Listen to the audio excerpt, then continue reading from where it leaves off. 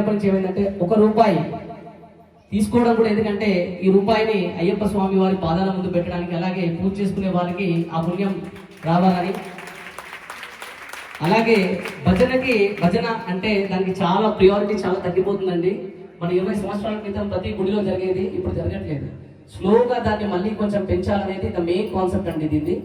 అలాగే రెండోది, భక్తికి అండ్ డబ్బులకి ముడి బాగా పెరిగిపోయింది స్వామి, దాన్ని తగ్గించాలి మనమే. అలా తగ్గించాలనే మెయిన్ సిద్ధాంతంతో స్టార్ట్ చేసింది స్వామి. ఎప్పుడైతే మేము స్టార్ట్ చేశామో, మేము 10 సంవత్సరాలలో సంపాదించాలనుకునేది కేవలం 3-4 సంవత్సరాల నుండి సంపాదించేసుకున్నాం.